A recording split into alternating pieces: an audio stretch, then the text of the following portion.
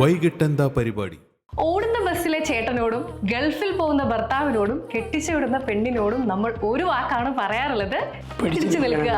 കല്യാണം കഴിച്ച ആളുകളോട് കല്യാണം കഴിക്കാത്ത ഒരു വൈദികൻ എങ്ങനെയാണ് ഇത്രയും കാര്യങ്ങളൊക്കെ പറയുന്നത് കേൾക്കാൻ മേലെ കാപ്പിപ്പൊടി അച്ഛനോടാ ഞാൻ ചോദിക്കുന്നതെന്ന് പറഞ്ഞു. സ്പർശിക്കുന്ന ഒരു തമാശ പറഞ്ഞാൽ പെട്ടെന്ന് ആൾ കൈ കിട്ടും. ദാഹം വരുമ്പോൾ ഉപ്പുവെള്ളം കുടിച്ച് തീർക്കാൻ പറ്റിയല്ല. ആത്മഹത്യ ചെയ്യാൻ പോകുന്ന ആളോട് എങ്ങോട്ടാന്ന് ചോദിച്ചാൽ ആത്മഹത്യ നടത്തുകയല്ല. സ്നേഹം കാമവും രണ്ടും രണ്ടാണ്. മനസാക്ഷി അനുസരിച്ച് പ്രവർത്തിക്കുന്ന ആരോ അവനാണ് മനുഷ്യൻ. അത്രേ ഉള്ളൂ. ഭാവിയെക്കുറിച്ച് നീ ആകുലപ്പെടണ്ട എന്നുള്ള ബൈബിൾ വാക്യം ഓർക്കും.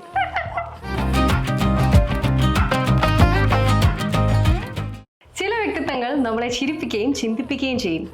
ഇന്ന് അത്തരം ഒരു വ്യക്തിത്വമാണ് എൻ്റെ ഒപ്പം ഉള്ളത്. This is RJ Maria from നമ്മുടെ ഐലൻഡ് FM, മലയാളത്തിന്റെ ഹൃദയതാളം. ഓടുന്ന ബസ്സിലെ ചേട്ടനോടും ഗൾഫിൽ പോകുന്ന ഭർത്താവിനോടും കെട്ടിച്ചു വിടുന്ന പെണ്ണിനോടും നമ്മൾ ഒരു വാക്കാണ് പറയാറുള്ളത്. എന്താണെന്ന് വെച്ചോ? പിടിച്ചു നിൽക്കുക. അതെ. സോ ഇപ്പൊ നിങ്ങൾക്ക് മനസ്സിലായി കാണും ഇന്ന് എൻ്റെ ഒപ്പം ആരാണെന്നുള്ളത്. നമ്മുടെ island FM is truly blessed to be in the presence of such a honest person who believes in beauty of simplicity. So today with me is Father Joseph Puthanpurikal Capuchin, aka Kapi Podiyachen. Welcome to the show, Joe. Welcome to Ireland and welcome to നമ്മുടെ island FM. Thank you. അച്ഛൻ 4ാമത്തെ തവണയാണ് അയർലൻഡിലേക്ക് എത്തുന്നത്. 20 സ്ഥലങ്ങളിലായി 20 ധ്യാന ഇത് ഈ പ്രാവശ്യം എടുത്തിട്ടുണ്ട്. എന്താണ് ഈ ഒരു ധ്യാനങ്ങളിലൊക്കെ കഴിഞ്ഞപ്പോൾ അയർലൻഡിൻ്റെ ആളുകളെ പറ്റിയും ഇവിടെയുള്ള ഈ ഒരു കാര്യങ്ങളെ പറ്റിയൊക്കെ ഒരു അഭിപ്രായം പറയാനുള്ളത്? ആൾക്കാര് നല്ല സജീവമായിട്ട് എല്ലാത്തിലും പങ്കെടുക്കുന്നവരാണ്. പിന്നെ എല്ലാവരും തിരക്ക് പിടിച്ച ജീവിതവും അതിന്റെ ഓട്ടവും കുഞ്ഞുങ്ങളും അതിന്റെ വ്യഗ്രതയും എല്ലാം ഉണ്ട്. പിന്നെ ഒരുപാട് പേരും ഇവിടെ വേറൊഴിച്ച് വരുന്നതേ ഉള്ളൂ. പല സ്ഥലങ്ങളിൽ നിന്ന് വന്നവരാണ്. അതിൻ്റെതായ ആകുലതകളും ഉത്കണ്ഠകളും ഒക്കെ പലർക്കും ഉണ്ട്. എങ്കിലും അതിനിടയിലും ദൈവിക കാര്യങ്ങൾക്ക് സമയം കൊടുക്കാനുള്ള ശ്രദ്ധയും കരുതലും ഇവിടുത്തെ ആൾക്കാർ കാണിക്കുന്നുണ്ട്. അതാണ് ഇതിനൊരു പ്രത്യേകത. പിന്നെ ഒരു തണുപ്പിന്റെ അന്തരീക്ഷം ഉള്ളതുകൊണ്ട് ഒരു ചെറിയ ഒരു മരപ്പ് പോലെയൊക്കെ തോന്നും. എന്നാലും പറഞ്ഞു വരുമ്പോൾ അങ്ങ് ചൂടാവും. ഓക്കെ, നമുക്ക് പേരിൽ നിന്ന് തന്നെ തുടങ്ങാം. ജോസഫ് പുത്തൻപുരിക്കൽ എന്നൊരു പേര് പറഞ്ഞാൽ അധികം സഭയിലല്ലാത്ത ആൾക്കാരോട് ഈ ഒരു പേര് പറഞ്ഞാൽ അധികം അറിയില്ല. പക്ഷെങ്കിൽ കാപ്പിപ്പൊടിയച്ചൻ എന്ന് പറഞ്ഞു കഴിഞ്ഞാൽ എല്ലാവർക്കും അറിയാം. എന്താണ് ഈ പേരിന്റെ പിന്നിലെ ഒരു സ്റ്റോറി? ചെങ്ങന്നൂർ ക്രിസ്ത്യൻ കോളേജില് മർത്തോമാ സഭയുടെ 1000 ദമ്പതിമാരുടെ സംഗമം. അപ്പോൾ അവിടെ ആ സംഗമത്തിൽ ക്രിസ്തോസ് തിരുമേനിയായിരുന്നു അധ്യക്ഷൻ, ഞാനായിരുന്നു പ്രഭാഷകൻ. അപ്പം തിരുമേനി ചോദിച്ചു, ഈ കല്യാണം കഴിച്ച ആളുകളോട് കല്യാണം കഴിക്കാത്ത ഒരു വൈദികൻ എങ്ങനെയാണ് ഇത്രയും കാര്യങ്ങളൊക്കെ പറയുന്നത്. അപ്പം ഞാൻ പിതാവായതുകൊണ്ട് നിശബ്ദനായിട്ടിരുന്നു. ഒന്നുകൂടെ ചോദിച്ചു, കേൾക്കാൻ മേലെ കാപ്പിപ്പൊടി അച്ഛനോടാ ഞാൻ ചോദിക്കുന്നതെന്ന് പറഞ്ഞു. അതെൻ്റെ ഉടുപ്പിൻ്റെ നിറം കൊണ്ടായിരിക്കാം പിതാവ് അങ്ങനെ വിളിച്ചത്. പക്ഷേ നേരം എല്ലാ ചാനലുകളും ഉണ്ടായിരുന്നു. അപ്പോൾ ചാനലുകൾ അതങ്ങ് ഒപ്പിയെടുത്തു. അവിടെ നിന്ന് ആ പേരങ്ങ് ആരംഭിച്ചു. പിന്നെ ഇപ്പം സോഷ്യൽ മീഡിയയിൽ അറിയപ്പെടുന്ന പേര് ഫാദർ ജോസഫ് പുത്തമ്പയ്ക്കെന്ന് അറിയില്ല. പതിയും പേരും ജാതിമത ഭേദമെന്നെ അറിയുന്ന ഒരു ലേവലായിട്ട് കാപ്പിപ്പൊടി എൻ്റെ ആരംഭവൻ ക്രിസ്തോസ് തിരുമേനിയാണ്. കാരണം ഉടുപ്പിൻ്റെ നിറവാണ്. ദൈവവിളിയെ പറ്റി നമുക്ക് ചോദിക്കാം. അച്ഛൻ എങ്ങനെയാണ് ഈ ഒരു പുരോഹിത ജീവിതത്തിലേക്ക് വന്നത്? ഇപ്പം സോഷ്യൽ മീഡിയയിൽ നമ്മൾ ഈ അടുത്തിടയ്ക്കായിട്ട് കുറച്ച് നാൾക്ക് മുന്നായിട്ട് വൈറലായ ഒരു ചോദ്യമുണ്ട്, എന്തിനാടാ ചക്കരയിൽ നീ അച്ചൻപട്ടത്തിന് പോയത്? അപ്പോൾ ഇപ്പം ഞാൻ ചോദിക്കുകയാണെങ്കിൽ എന്തിനാ അച്ഛോ അച്ചൻപട്ടത്തിന് പോയെന്ന് ചോദിക്കുകയാണെങ്കിൽ എങ്ങനെയാണ് ആ ദൈവവിളി എന്ന് പറയുന്നത്? അത് ഹൈസ്കൂളിൽ പഠിക്കുന്ന കാലം മുതലേ താല്പര്യമായിരുന്നു. പക്ഷേ വീട്ടിൽ നിന്നൊക്കെ എതിരായിരുന്നു ഇവിടെ. പിന്നെ സ്കൂൾ വിദ്യാഭ്യാസം കഴിഞ്ഞ് ഇന്നത്തെ +2 വന്നിട്ട് പ്രീ ഡിഗ്രി കോളേജ് വിദ്യാഭ്യാസം. അപ്പം പണ്ടേ പ്രസംഗിക്കുമായിരുന്നു. ഇപ്പം രാഷ്ട്രീയക്കാരെ താല്പര്യമായിരുന്നു. അങ്ങനെ കേരള കോൺഗ്രസ് എന്ന വിദ്യാർത്ഥി പ്രസ്ഥാനത്തിൻ്റെ ആളായി. അന്ന് എപ്പോഴും വരുന്ന സ്ഥലമായിരുന്നു അവിടെ ചെറുക്കുന്ന് ക്യാമ്പ് സൈറ്റ് എന്നും പറഞ്ഞു. അപ്പോൾ അവിടെയാണ് പ്രസംഗത്തിൻ്റെ ബാലപാഠങ്ങളൊക്കെ പഠിച്ചു തുടങ്ങി. പിന്നെ രാഷ്ട്രീയത്തിലെ ഒരുപാട് ആത്മാർത്ഥയില്ലായ്മ കണ്ടു. അപ്പം പിള്ളേർക്കായി ഭിന്നതയായി. അതിനെ വന്നു കഴിഞ്ഞപ്പോഴത്തേന് ആ താല്പര്യം കുറഞ്ഞു കഴിഞ്ഞപ്പോൾ വീണ്ടും പഴയ ആഗ്രഹം ഉണ്ടായി.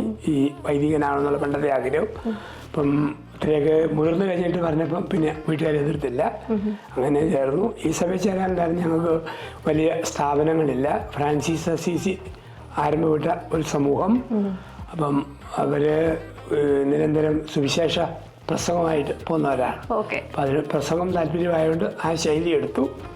അങ്ങനെയാണ് ഇങ്ങനെ ചേരാനും 12 വർഷക്കാലം പഠിച്ച് 1980 ചേർന്നു. 93 ഡിസംബറിൽ പട്ടം കിട്ടി. അങ്ങനെയാണ് ചേരാനുള്ള അന്തരീക്ഷം.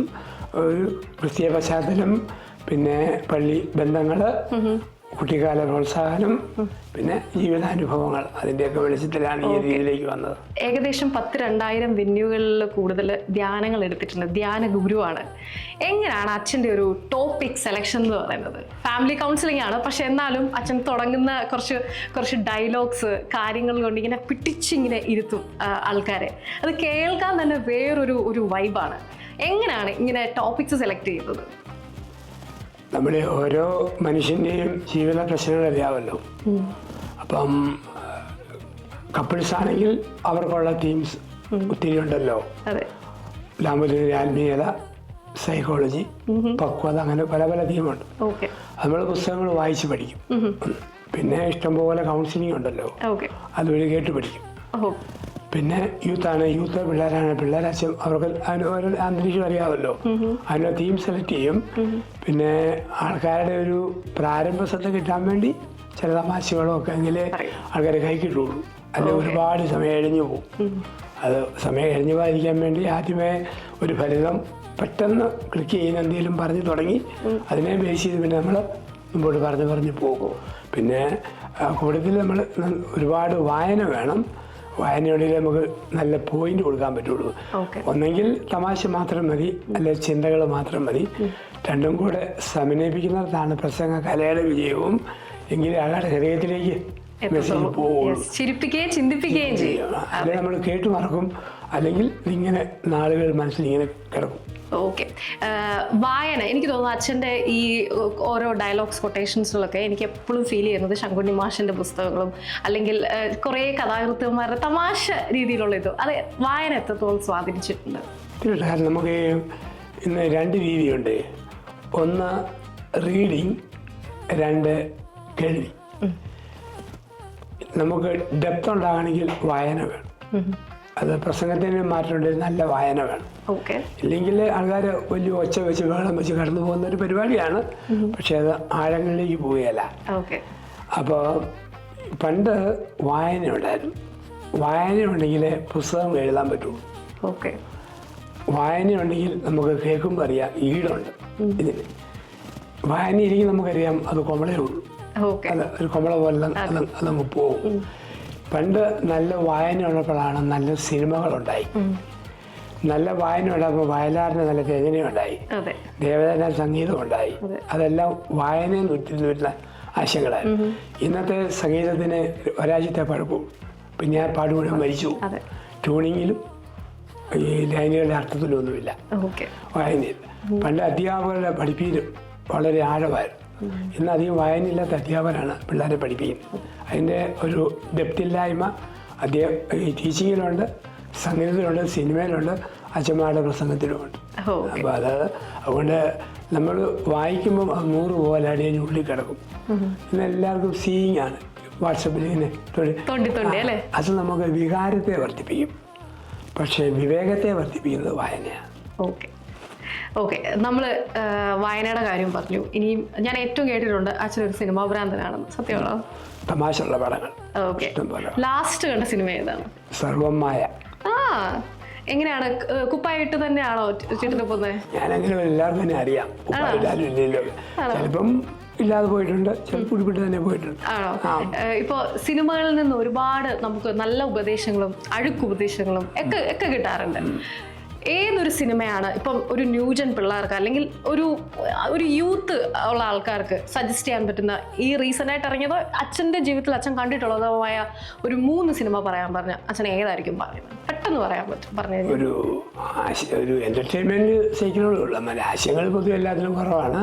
അപ്പം ഒത്തിരി ഇഷ്ടമായിരുന്നു. പണ്ട് തൊട്ടുള്ള സിനിമകളായാലും സാരമില്ല, ഒരു 3 പെട്ടെന്ന് പറഞ്ഞത് ഏതായിരിക്കും? പണ്ടെല്ലാം മോറൽ ടീച്ചിങ് ആയിരുന്നു ഏത് പടത്തിലും. പരീക്ഷ, എന്ത് പടം എടുത്താലും ബാബുമോൻ, പ്രവാഹം, ഒരുപാട് പഴയ പടങ്ങൾ. ഓക്കെ. അന്ന് എല്ലാത്തിലും ഉണ്ടായിരുന്ന ഒരു ടീച്ചിങ്, ഒരു മെസ്സേജ് ഉണ്ടായിരുന്നു.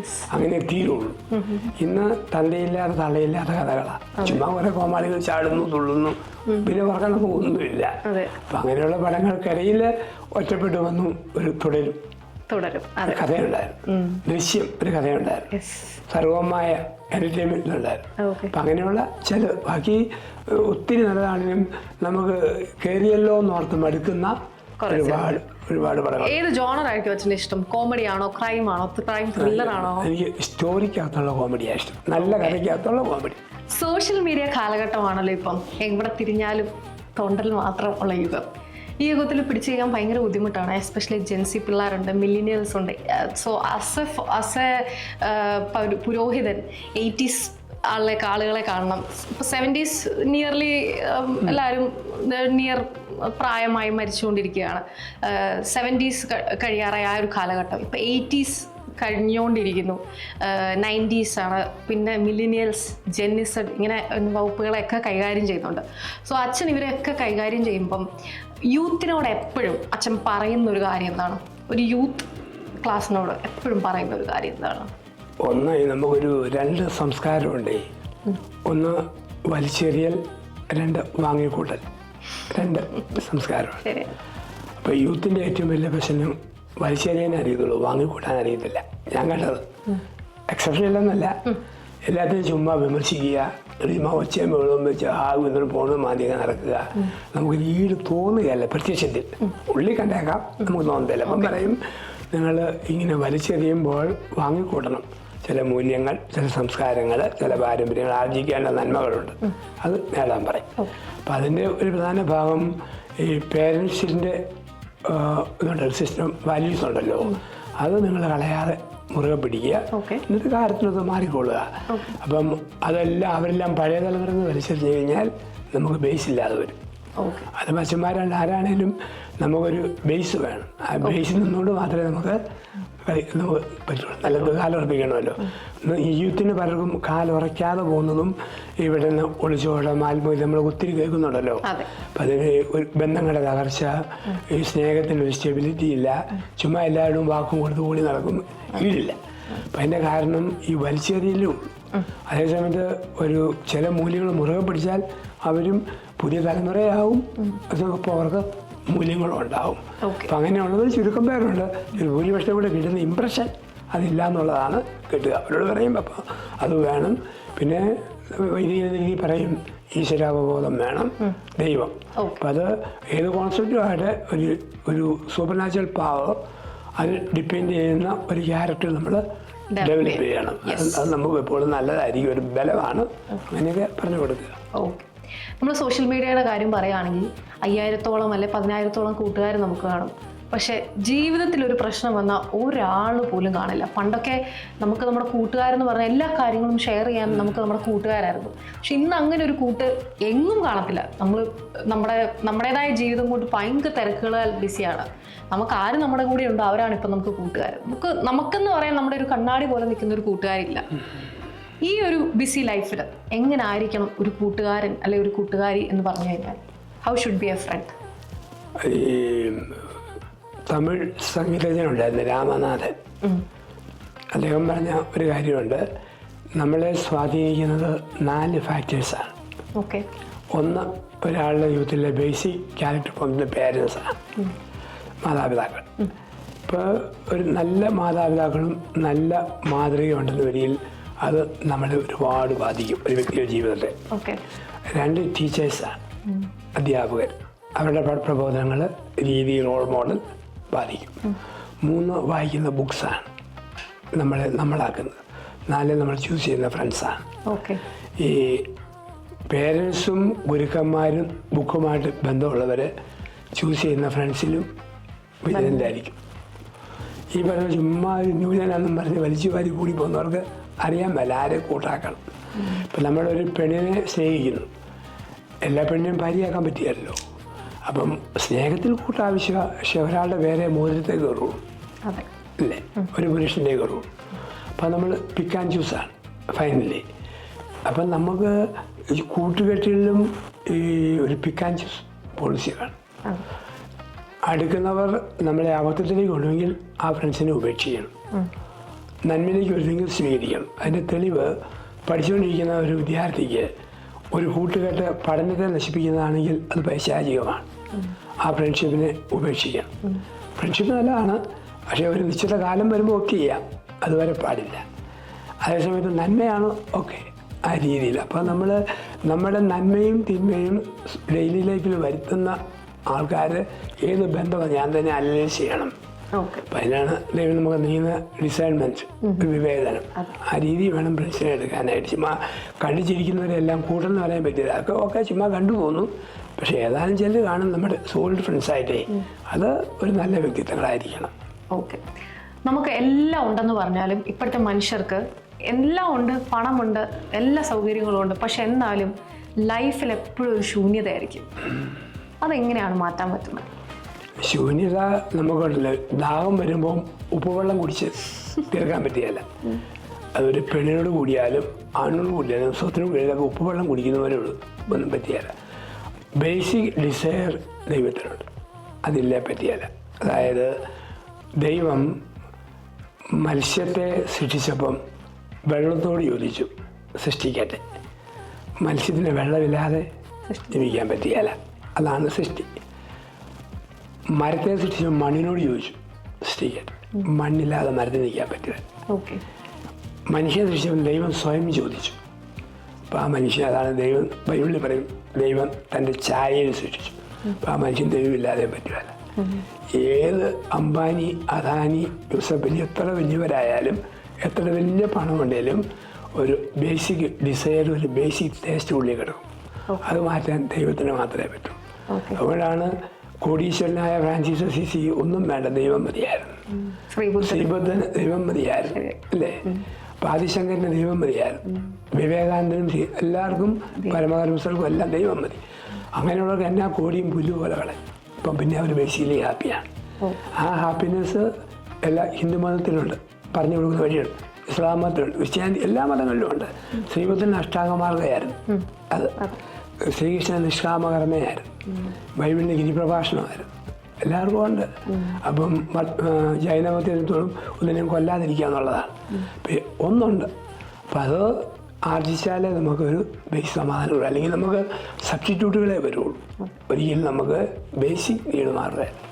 എനിക്കൊന്നും മനുഷ്യന്റെ ബേസിക് നീഡ് എന്നും എത്ര കഴിഞ്ഞാലും തീരത്തില്ല എന്നതല്ലേ. അപ്പോൾ അത് ദൈവത്തിൽ മാത്രമേ ഉള്ളൂ. അതുകൊണ്ടാണ് പണ്ട് ഒരു സെന്റ് അഗസ്റ്റിൻ എന്ന വിശുദ്ധൻ പറയുന്നുണ്ട്, ദൈവമേ നീ നിനക്കായി സൃഷ്ടിച്ചു, നിന്നിൽ മാത്രം ഞാൻ സംതൃപ്തി കണ്ടെത്തും. അതൊരു കറക്റ്റ് ഫോർമുലയാണ്. അതെ, ഓക്കെ. സോഷ്യൽ മീഡിയ കാലഘട്ടമാണല്ലോ വീണ്ടും. അപ്പോൾ എല്ലാവർക്കും ഒരു വ്യഗ്രതയാണ് ലൈക്കും ഷെയറും കമൻറ്റും കിട്ടാൻ വേണ്ടി. ഇപ്പോൾ കുട്ടികളെ കൊണ്ട്, തുമ്പിയെ കൊണ്ട് കല്ലെടുപ്പിക്കുന്നത് പോലെ സോഷ്യൽ മീഡിയയിൽ കുട്ടികളെ കൊണ്ട് എന്താ പറയുന്നത്, ഡാൻസ് ചെയ്യിപ്പിക്കുന്നു, അഭിനയിപ്പിക്കുന്നു. ചിലവർ അവരുടെ പഠിത്തം പോലും മാറ്റി വെച്ചിട്ട് ഈ ഒരു കാര്യത്തിൽ കുട്ടികളെ കൊണ്ടുവരുന്നു. ഇനി ഫാമിലി ലൈഫ് എടുത്തു കഴിഞ്ഞാൽ ഭർത്താവും ഭാര്യയും കൂടെ 24 hours വ്ളോഗിങ്ങും കാര്യങ്ങളും, ഇത് മാത്രം. കുറച്ച് ആൾക്കാർക്ക് അതാണ് പ്രയോറിറ്റി. ജോലി പോലും ഉപേക്ഷിച്ച് ഒരു വ്ളോഗിലേക്ക് മാറുന്നൊരു അവസ്ഥ. അവിടെ പലപ്പോഴും ഈ ഫാമിലി ലൈഫ് അല്ലെങ്കിൽ ഫാമിലിയുടെ കുറച്ച് മൂല്യങ്ങളൊക്കെ മാറ്റി വെച്ച് ജീവിക്കേണ്ടി വരുന്നു. സോ ഇത് എത്രത്തോളം നമ്മുടെ സമൂഹത്തിന് ഒരു ഡേഞ്ചറസ് ആണ്, സ്പിരിച്വലി മാത്രമല്ല ആസ് എ ഹ്യൂമൻലി എത്രത്തോളം നമ്മുടെ സമൂഹത്തിന് ഇതൊരു ഡേഞ്ചറസ് ആയിട്ടുള്ള ഒരു കാര്യമാണ്? ഇതിനകത്തൊരു നന്മയുണ്ട്. നന്മയെന്ന് വെച്ച് കഴിഞ്ഞാൽ ഒത്തിരി ഫ്രീ ആയി, ഒരു ഒത്തിരി ഹാപ്പി ആയിട്ടൊക്കെ പോകാൻ വേണ്ടി ഓക്കെ. പക്ഷെ പലതും പ്രത്യക്ഷത്തിൽ മാത്രമേ ഉള്ളൂ. വ്ളോഗിൽ ഭയങ്കരമായിട്ട് കാണിക്കുന്നതും വീട്ടിൽ വെറും തല്ലിപ്പൊള്ളിയും വഴക്കുവാണ്. എനിക്ക് ഒരുപാട് കേസുകൾ അറിയാം. ചാനൽ കാണും ഭയങ്കരമൊന്നുമില്ല, അങ്ങനെയുള്ളവരുണ്ട്. അതേ സമയത്ത് ആ സന്തോഷം പങ്കുവെക്കുന്നവരും ഉണ്ട്. പക്ഷെ നമ്മളൊരിക്കലും ഈ സോഷ്യൽ മീഡിയയുടെ ലൈക്ക് നോക്കി ജീവിതത്തെ ക്രമീകരിക്കരുത്. കാരണം ഒരു ഇഷ്യൂ ഒരു തകർന്നു പോകും. എല്ലാം ഓക്കെ ആയിട്ട് പോകുമ്പോൾ ഓക്കെ, പെട്ടെന്നായിരിക്കും മീഡിയയിൽ തുള്ളിയ ആൾക്ക് ക്യാൻസറാണ്. എവിടെ പോയി, മീഡിയയും പോയി, എല്ലാം പോയി, നമ്മൾ തളർന്നു. അത് നന്നായിട്ട് പോയപ്പോഴത്തേക്ക് ഒരു സാമ്പത്തിക നാശം, ജോലി നഷ്ടം വന്നു, നമ്മൾ ഗ്ലൂമിയായി. അപ്പം അത് ഒരു വശം എന്നുള്ളതേ ഉള്ളൂ, ഇത് ഒരു കൊമള എന്നുള്ളതേ ഉള്ളൂ. പിന്നെ ലൈക്കും ഡിസ്ലൈക്കും നമ്മൾ ഒരിക്കലും നോക്കാനും പാടില്ല. ഇപ്പം എൻ്റെ ഒരു പ്രോഗ്രാം 20 ലക്ഷം പേര് ഷെയർ ചെയ്യുന്നുണ്ട് 20 ലക്ഷം ചെയ്തിട്ടുണ്ട്. അതേസമയത്ത് ഞാൻ എന്തിട്ടാലും നെഗറ്റീവ് കമൻറ്റ് പറയുന്നവരുണ്ട്. അപ്പം അത് ഒരു മതത്തിൽപ്പെട്ടവരെ ആകാം, ഒരു പ്രത്യേക ഗ്രൂപ്പാകാം, അങ്ങനെയുള്ളതിനും പ്രാധാന്യം നമ്മൾ കൊടുക്കരുത്. ജനത്തിന് ഉപകാരം കിട്ടുന്ന എന്ത് കാര്യവും ആരെന്നാ പറഞ്ഞാൽ നമുക്ക് ചെയ്യാം. മനഃപൂർവ്വം ആരും ഉപദ്രവിക്കാതെ നമ്മൾ ഇരുന്ന അതേ ഉള്ളൂ. പിന്നെ അത് നൊബിലിറ്റി ഉള്ളവരും കൾച്ചറുള്ളവരും അത് ലൈക്ക് ചെയ്യും. വെറും മൂന്നാം കൂലികൾ അതിനെക്കുറിച്ച് കമൻറ്റ് പറയും. അത്രയും അങ്ങനെ നമ്മൾ സോഷ്യൽ മീഡിയയിൽ നമ്മൾ അങ്ങനെ എടുക്കണം. എടുത്താലേ നമുക്കത് വളരാൻ പറ്റുള്ളൂ. വളരെ ഗുണപ്രദമായി എന്തിട്ടാലും 10,000ങ്ങളിലേക്ക് ഇത് ചെയ്യും. പക്ഷേ അമ്മയെ തല്ലിയാലും 2 പക്ഷമുണ്ടല്ലോ, അത് സോഷ്യൽ മീഡിയയിലും വരും. നമ്മളത് എടുത്താൽ മതി, ആ രീതിയിലുള്ളതേ ഉള്ളൂ. ഓക്കെ. ഇനി വേറൊരു കാര്യം ചോദിക്കാനാണ്. അയർലൻഡിലെ ഇപ്പോഴത്തെ ഒരു പ്രധാന പ്രശ്നം ആത്മഹത്യാ പ്രവണതകളും വർദ്ധിച്ചു വരുന്ന ആത്മഹത്യകൾ, ഡിവോഴ്സുകൾ, അല്ലെങ്കിൽ ഒരു കുടുംബ തകർച്ച, ഇതൊക്കെയാണ് കണ്ടുവരുന്നത്. എങ്ങനെയാണ് ഇതിൽ നിന്ന് ഒരു പരിഹാരം? ഒന്നും നമുക്ക് ഒരു എക്സ്ക്ലൂസീവ് പരിഹാരം ഒന്നും നമുക്ക് സജസ്റ്റ് ചെയ്യാനോ അല്ലെങ്കിൽ അങ്ങനെ ഒന്നും നമുക്ക് പറ്റില്ല. പക്ഷേങ്കിൽ ഈ വർദ്ധിച്ചു വരുന്ന ആത്മഹത്യകളൊക്കെ എങ്ങനെയാണ് നമുക്ക് അതിൻ്റെ ഒരു തീവ്രത കുറയ്ക്കാൻ പറ്റുന്നത്? അത് മനുഷ്യൻ്റെ ഒരു ബേസിക് നീഡുണ്ട്. ഒന്ന്, സ്നേഹിക്കാൻ നമുക്ക് ആരെങ്കിലും വേണം, സ്നേഹിക്കപ്പെടണം, പ്രവർത്തിക്കാൻ എന്തെങ്കിലും വേണം. ഇതിൽ മൂന്നിലേതെങ്കിലും ഒന്ന് ഇല്ലാതെ വന്നു കഴിഞ്ഞാലും ആത്മഹത്യയിലേക്ക് പോകും. കാരണം ഒരു അടിസ്ഥാനപരമായ അതൃപ്തി ജീവിതത്തിൽ വരും. കുടിച്ച് ഒരു സിസ്റ്റം തിരിഞ്ഞ ആളെ സംബന്ധിച്ചോളം നെർവസ് സിസ്റ്റം വീക്കാവും, എന്നാ ചെയ്യുന്ന രീതിയില്ല. അപ്പം ആത്മഹത്യയും വൺ ഓഫ് ദി ഓപ്ഷൻസ് ആയിട്ട് മാറും. പിന്നെ ഒരാൾ തോന്നുവാണ് എന്നെ സ്നേഹിക്കുന്ന ഭർത്താവില്ല, സ്നേഹിക്കുന്ന ഭാര്യയില്ല, സ്നേഹിക്കുന്നവൻ ആരുമില്ല, പിന്നെ upside and life commit suicide. മറ്റൊന്ന്, ഞാൻ സ്നേഹിക്കപ്പെടുന്നില്ല, എനിക്ക് അപ്പം എനിക്ക് സ്നേഹിക്കാൻ പറ്റുന്നില്ലെന്ന്, സ്നേഹിക്കപ്പെടുന്നില്ല. ഇവിടെയൊക്കെയാണ് ഈ പ്രശ്നം വരിക. അപ്പം നമ്മൾ സബ്സ്റ്റിറ്റ്യൂട്ട് കണ്ടെത്തും. നമ്മൾ ആ സബ്സ്റ്റിറ്റ്യൂട്ട് ഒന്നെങ്കിൽ മദ്യമാവും, അല്ലെങ്കിൽ പുകവലിയാവും, മയക്കുമരുന്നാവും, ഫ്രീ സെക്സ് ആവും, ബ്ലൂ ഫിലിം ആവും, സോഷ്യൽ മീഡിയ ആവും, പലതും ആവും. അപ്പം അങ്ങനെ ഉള്ളവർക്ക് ജീവിതത്തിൽ ഒരു ഹാർഡ്ഷിപ്പിനെ ഫേസ് ചെയ്യാൻ പറ്റുകയില്ല. അതുകൊണ്ടാണ് ആത്മഹത്യ ചെയ്യാൻ പോകുന്ന ആളോട് എങ്ങോട്ടാന്ന് ചോദിച്ചാൽ ആത്മഹത്യ നടക്കുകയല്ല. കാരണം ഒരു സ്നേഹിക്കാൻ ആളിറക്കി ഒരു ചോദ്യം മതി ഒരാൾ തിരിച്ചു നടത്താൻ വേണ്ടി. അപ്പം ചില കാര്യങ്ങൾ നമ്മളെ തിരുത്തുന്ന ചില ചോദ്യങ്ങളാണ്. ഒരുത്തന്നെ ഭാര്യയോട് തൃപ്തിയില്ലാണ്ട് വേശ്യാലയത്തിൽ ചെന്നു. വേശ്യാലയത്തിനകത്തേക്ക് അവൻ കയറുമ്പോഴും മൊബൈൽ ഫോൺ. ഭാര്യ ചോദിക്കുന്നു, നിങ്ങളവിടെ തീർന്നതോടെ. മരിക്കാൻ പോകുന്ന അമ്മയുടെ സാരിത്തിന് വിളിച്ച്, കുഞ്ഞ് അമ്മ എങ്ങോട്ടാണ് അത്? അപ്പം ഒരു സ്റ്റോപ്പ് ചെയ്യാനുള്ള എന്തെങ്കിലും ഒന്ന് മതി. ഒരു വ്യക്തിയാകാം, ഒരു ഇവൻ്റ് ആകാം, ഒരു ഇൻ്റർഫിയറൻസ് ആകാം, എന്തെങ്കിലും വന്നാൽ നിൽക്കും. അതൊന്നും ഇല്ലാത്ത ലോകത്ത് സർവ്വം മായയാണ്, അപ്സൈഡാണ്. അപ്പം പിന്നെ ഒരർത്ഥമില്ല. ഞാൻ കാറ്റി പറക്കുന്ന അപ്പൂപ്പന്താടി പോലെയായി, അല്ല പറക്കുന്ന കരിയല പോലെയായി. എനിക്കൊരു തിരിച്ചറിയ സെൻട്രൽ ഗ്രാവിറ്റി എനിക്ക് ഇല്ലാതെ വരുവേ. ആ അപകടമാണ്. അപ്പോൾ ഈ സൂയിസൈഡ് ഇപ്പം നമുക്ക് എനിക്ക് തോന്നുന്നു പണ്ടൊക്കെ എല്ലാവരും സംസാരിക്കുമായിരുന്നു, തുറന്ന് സംസാരിക്കുമായിരുന്നു, ഒരു സുഹൃത്തിനോട് സംസാരിക്കുമായിരുന്നു, അല്ലെ ജീവിതത്തിൽ ആരെങ്കിലും ഒക്കെ കാണും. പക്ഷേ ഈ ഒരു പ്രവാസ ജീവിതത്തിൽ ഇത്രയും ക്ലോസ്ഡ് ആയിട്ട് വരുമ്പോൾ പലരും പല സ്ഥലത്താണ്, നേരെ ചൊവ്വയോ സുഹൃത്തുക്കളില്ല, പലരോടും തുറന്ന് പറയാൻ പേടിയാണ്. അവിടെയല്ലേ നമ്മുടെ ആരാധനാലയങ്ങളുടെ ആവശ്യകതയും അല്ലെങ്കിൽ ഒരു ശരിക്കുമുള്ളൊരു സ്പിരിച്വൽ ഒരു നീഡ് അവിടെ വരുന്നത്. എനിക്ക് തോന്നുന്നു ആ ഒരു സമയത്ത് നമ്മുടെ പള്ളികളും അല്ലെ പള്ളിയിൽ നമുക്ക് ഒരു ഹെൽപ്പിംഗ് മെൻറ്റാലിറ്റി ഉള്ള കുറച്ച് ചെറുപ്പക്കാരോ, ഇപ്പം നിങ്ങളുടെ ഇതിൽ പറയുകയാണെങ്കിൽ യൂത്ത് മൂവ്മെൻറ്റ് ഭയങ്കര സ്ട്രോങ് ആണ് ഇവിടുത്തെ SMYM എന്നൊക്കെ പറയുന്നത്. അപ്പം അങ്ങനെ കുറച്ച് എവിടെയെങ്കിലും കുറച്ച് പോയിന്റുകൾ ഉണ്ടെങ്കിൽ നമുക്ക് ഇതൊക്കെ ഒരു ശതമാനം വരെ കുറയ്ക്കാൻ പറ്റുമായിരിക്കുമോ? ഒരു സമാന ചിന്താധികാരുടെ ഒരു സംഗമം അത് ഹെൽപ്പ് ചെയ്യും. പിന്നെ നല്ല ആധ്യാത്മികതയുള്ളവരുമായിട്ടുള്ള സംഭാഷണം സഹായിക്കും. നല്ല ഈ മെഡിക്കൽ കൗൺസിലിംഗ് കൊടുക്കുന്നവരുണ്ട്, അങ്ങനെ അത് മതി. ക്രിസ്ത്യൻ സഭയിലാണെങ്കിൽ ഒരു കുമ്പസാരം മതി. ഇതിനുണ്ട്. ഇപ്പോൾ ഹിന്ദുക്കൾക്കാണെങ്കിൽ ഒരു ഗുരുവിൻ്റെ പ്രസൻസിലുള്ള ഒരു സത്സംഗമുണ്ട്, നല്ലവരുടെ സംഗമം, സത്സംഗ്. അപ്പം ഇങ്ങനെ പലത് നമുക്കിത് ചെയ്യാൻ പറ്റും. പിന്നെ നമ്മൾ പറയും, ഇല്ല പാപങ്ങൾ ഏറ്റു പറഞ്ഞപ്പോൾ നീ സൗഖ്യമുള്ളവനായി എന്ന് പറയുവേ. അപ്പം നമ്മൾ അങ്ങനത്തെ ഉള്ളൊരു പാപഭാരം ഇറക്കി വെച്ചാൽ മതി. പിന്നെ യങ് കപ്പിൾസിനോട് പറയും, ഞങ്ങളുടെ ഇടവകയിലെ സീനിയർ കപ്പിൾസിനെ എടുക്കണം, റോൾ മോഡൽ 2-3 ഫാമിലി എടുക്കാൻ പറയുവേ. എടുത്തിട്ട് അവരോട് ആ സ്ത്രീയോട് ചോദിക്കും, എങ്ങനെയാണ് നിങ്ങളുടെ ലൈഫ്. പുരുഷനോട് ചോദിക്കും. അങ്ങനെയുള്ള എൽഡേഴ്സിൻ്റെ ഗൈഡൻസ് ഉണ്ട്. പിന്നെ ഈ പറഞ്ഞ പോലെ ഈ ഒത്തിരി ട്രൈ ആയിട്ടിരിക്കുമ്പോൾ മൊബൈൽ ഫോണിലൂടെ ഒരു നല്ല ആളോട് അല്പസമയം ഫോണിൽ കൂടെ പറയുന്നത് സംഭവിക്കും. പിന്നെ ചിലപ്പോൾ ഫോണിൽ കൂടെയുള്ള പ്രേയറുണ്ട് ഒരുമിച്ചിരുന്നേ. അങ്ങനെയുള്ള ഒരു പോസിറ്റീവ് എനർജിയുടെ ചക്രവാളം നമ്മൾ ഉണ്ടാക്കിയെടുക്കുക. അപ്പോൾ അത് ഒത്തിരി ജീവിക്കാൻ പറ്റും. റാപ്പിഡ് ഫയർ ക്വസ്റ്റ്യൻ്റെ സമയമാണ്. സോ ഞാനത് സെക്ഷനായിട്ട് ഇങ്ങനെ മാറ്റി വെച്ചിട്ടുണ്ട്. ഈ പ്രാവശ്യം നമ്മൾ പുതിയൊരു സെഷനാണ് ട്രൈ ചെയ്യുന്നത് കേട്ടോ. So 1 word 1 thought. ഞാനൊരു വേർഡ് പറയും, അതിൽ പെട്ടെന്ന് മനസ്സിലേക്ക് എന്താണ് വരുന്നത് എന്ന് പെട്ടെന്ന് പറഞ്ഞാൽ മതി. ഒറ്റ വേർഡ്, ഒരു തോട്ട്. ഓക്കെ. സോ സ്നേഹം. സ്നേഹം കാമവും രണ്ടും രണ്ടാണ്. സ്നേഹം എന്ന് പറയുന്നത് സ്വയം നഷ്ടം സഹിച്ചുകൊണ്ട് ഒരാളെ ഇഷ്ടപ്പെടുന്നതാണ്. മറ്റേത് സ്വാർത്ഥതയാണ്. അപ്പോൾ അന്നേരം എനിക്കെന്തോ നേടാൻ വേണ്ടി എൻ്റെ നേട്ടം നോക്കാതെ അവരിന് വേണ്ടി എന്നെ തന്നെ കൊടുക്കുന്നതാണ് സ്നേഹം. വേദന നമ്മുടെ മനസ്സിനെ ബാധിക്കുന്നതാണ്. മനസ്സിനെ വല്ലവരും ദേഹത്താണ്. മനസ്സിനെ നൊമ്പരപ്പെടുത്തുന്നതാണ് വേദന. ഹീൽ ചെയ്യാൻ പറ്റാത്ത രീതി. ദേഹത്തെ മുറിവ് കരിയും, മനസ്സിലെ വേദന കരിയൽ. ഒരു വാക്കുകൊണ്ട് പറയുന്ന മുറിവ് കരിയല, കത്തിയോട് കൊള്ളുന്നത് മുറിയും. അതങ്ങനെ മുറിയാതെ കിടക്കുന്ന എന്തിനേയും വിളിക്കും വേദന. വിശ്വാസം സബ്ജക്റ്റീവാണ്, ടേസ്റ്റ് പോലെ. ഇപ്പം നമ്മൾ ഒരാൾക്ക് ഇഡ്ഡലി ഇഷ്ടം, ഒരാൾക്ക് പുട്ട് ഇഷ്ടം, ഒരാൾക്ക് കപ്പ ഇഷ്ടം. അതുപോലെ എൻ്റെ ഒരു വിശ്വാസം, എനിക്ക് ക്രിസ്തുവിൽ വിശ്വാസം, ഒരാൾക്ക് മറ്റൊരു ദൈവത്തിൽ വിശ്വാസം. ആ രീതി അതിപ്പം വ്യക്തിപരമായ വിശ്വാസവും അത് ഇളക്കാൻ പറ്റുമല്ല. വിശ്വാസത്തിന് ഒറ്റ വ്യാഖ്യാനം കാണപ്പെടാത്തതുകൊണ്ട് പ്രത്യാശ ലഭിക്കും. ആ ഉറപ്പാണ്. ദൈവം ഒരു സൂപ്പർ നാച്ചുറൽ കോൺസെപ്റ്റാണ്. എൻ്റെ ശക്തിക്ക് അതീതമായ എന്തോ ഒന്നുണ്ട്, ആ ശക്തിയെ വിളിക്കും ദൈവം. മനസാക്ഷി അനുസരിച്ച് പ്രവർത്തിക്കുന്നതാരോ അവനാണ് മനുഷ്യൻ. ഓക്കെ. ഇനി സിറ്റുവേഷൻ ബേസ്ഡ് ക്വസ്റ്റ്യൻസ് ആണ്. വാട്സപ്പിൽ നമ്മൾ ഒരു മെസ്സേജ് അയച്ചിട്ട് നമുക്ക് റിപ്ലൈ തരാത്ത സുഹൃത്തിനെ നമ്മൾ എങ്ങനെ സ്പിരിച്വലായിട്ട് നേരിടും?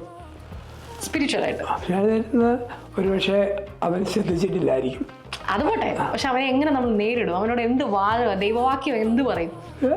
അവനോട് ദൈവവാക്യം പറഞ്ഞ കാര്യമില്ലല്ലോ. അവനോട് ഇത്രേ പറയാനുള്ളൂ. സാമാന്യമായിട്ട് ഒരു കാര്യം വന്നാൽ അതിനോട് പ്രതികരിക്കണം. അത് നമ്മൾ സ്വാഭാവികമായിട്ട് പ്രതീക്ഷിക്കുന്നുണ്ട്. എന്താണ് അതിനകത്ത് വേറെ ദൈവമായിട്ട് വരാനും പറ്റില്ല. അങ്ങനെയല്ല, നമ്മൾ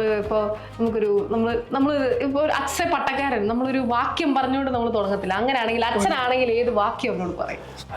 ദൈവവചനം എന്ത് പറയും? പറയാനേ ഉള്ളൂ. ചോദിക്കും, ലഭിക്കും. ഞാൻ ചോദിച്ചു, നീ തന്നില്ലല്ലോ. ഓക്കെ. സാലറി വന്ന സന്തോഷം, പക്ഷെ 2 ദിവസത്തിനുള്ളിൽ എല്ലാം പോകും. അപ്പൊ നമുക്ക് സങ്കടം. ഇതിനെങ്ങനെ സ്പിരിച്വലി നമുക്ക് ഡിവൈൻലി നമുക്ക് എങ്ങനെ നമുക്ക് മറികടക്കാം? അത്രേ ഉള്ളൂ. ഭാവിയെ കുറിച്ച് നീ ആകുലപ്പെടണ്ട എന്നുള്ള ബൈബിൾ വാക്യം ഓർക്കും. എല്ലാം അവിടെ അവനിൽ ബലമേൽപ്പിക്കുക. നാളെ കുറിച്ച് ആകുലത വേണ്ട. ഈ പൈസ പിന്നെ കർത്താവ് പറഞ്ഞ വചനം പറയും, നിന്റെ സമ്പത്ത് വിവേകത്തോടെ ഉപയോഗിക്കണം. അത് മറ്റൊരു വശം. ഇനി ഒരു മാരിഡ് ലൈഫ് ക്വസ്റ്റ്യൻ. അച്ഛാ, ഹാപ്പി ലൈഫിനുള്ള സീക്രട്ട് റൈറ്റ് പേഴ്സണെ കിട്ടുക എന്നുള്ളതാണോ അതോ റൈറ്റ് അഡ്ജസ്റ്റ്മെന്റ് പഠിക്കുക എന്നുള്ളതാണോ? എന്താണ് അച്ഛൻ്റെ ഉപദേശം? റൈറ്റ് പേഴ്സണെ കിട്ടിയില്ലെങ്കിൽ റൈറ്റ് അഡ്ജസ്റ്റ്മെന്റ് ചെയ്യാന്നുള്ളതാണ്. ഇനിയും കുടുംബജീവിതം ഒരു സിനിമയാണെങ്കിൽ നമ്മൾ അതിലെ ഏത് ക്യാരക്ടർ ചൂസ് ചെയ്യണം? നമ്മൾ സൈഡ് ഹീറോ ആയിട്ട് ചൂസ് ചെയ്യണോ അതോ സൈഡ് ക്യാരക്ടർ ആയിട്ട് ചൂസ് ചെയ്യണോ?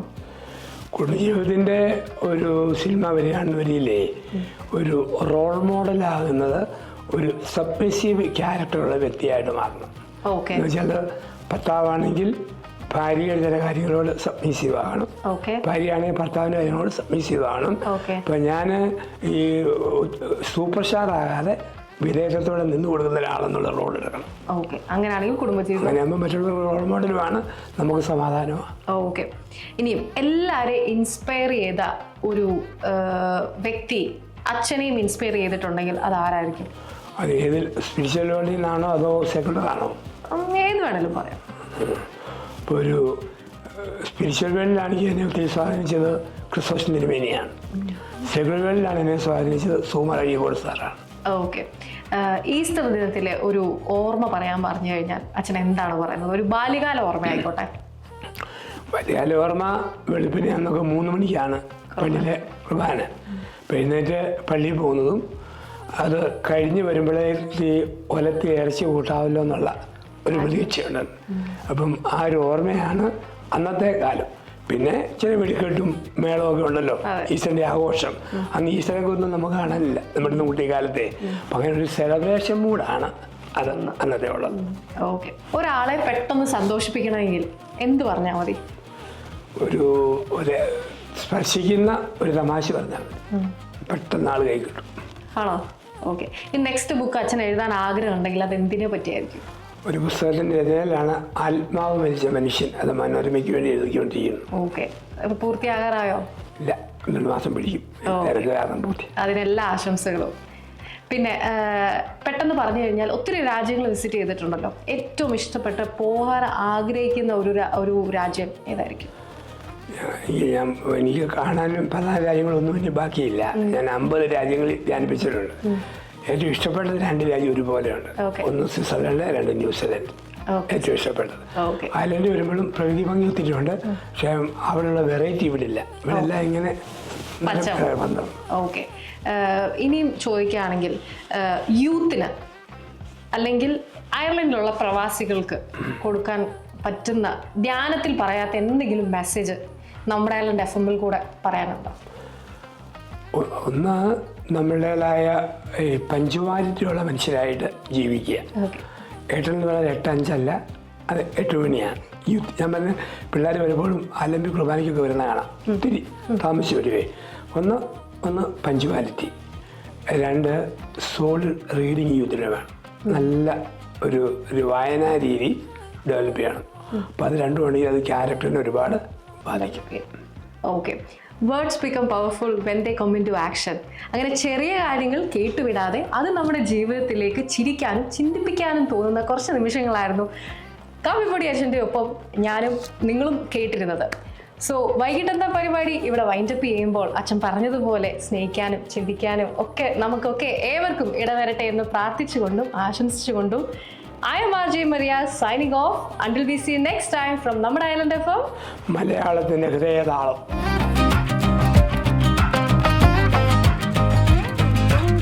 വൈകിട്ടെന്താ പരിപാടി.